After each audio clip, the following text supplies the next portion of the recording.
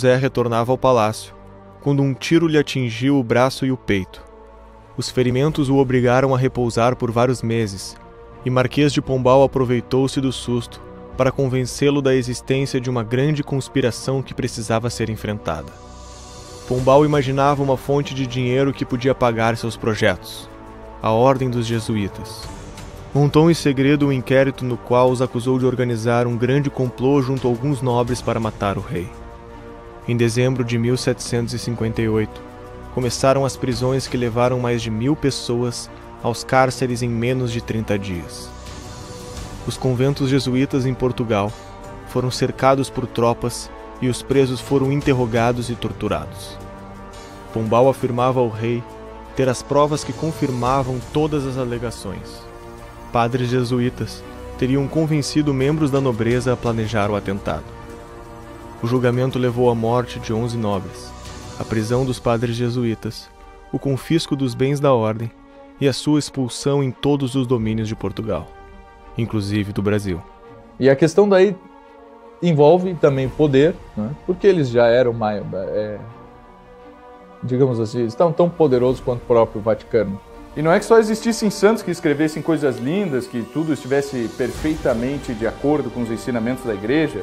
Lá tem padre defendendo o aborto, autores defendendo o assassinato, se é judeu pode matar, tem tudo isso. Tudo isso por questões que já haviam sido resolvidas moralmente, pelo menos nos costumes e na teologia da igreja há muito tempo. Muitas vezes Dom José é isentado de um processo em que ele foi não só cúmplice, mas também agente. A decadência dos próprios jesuítas, que também era uma verdade. A decadência de outras ordens religiosas e o descaminho que o Brasil estava mais ou menos se encaminhando.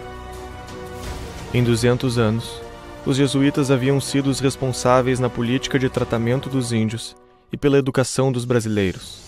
Quando foram expulsos, os colégios foram fechados e regiões inteiras entraram em estagnação. Com isso, o Pombal começa um processo de estatização de várias dimensões da vida civil em Portugal e, portanto, nas colônias, que até então não eram estatizadas, a começar pelo ensino.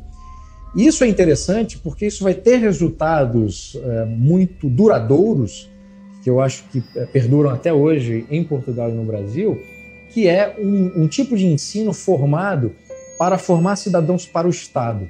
Né? E não...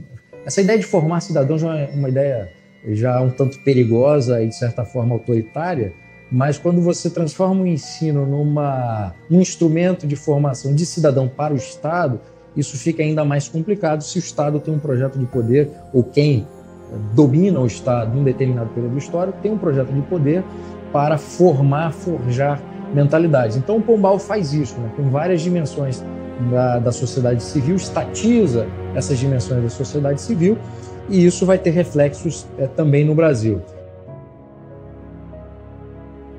A influência no Brasil foi catastrófica.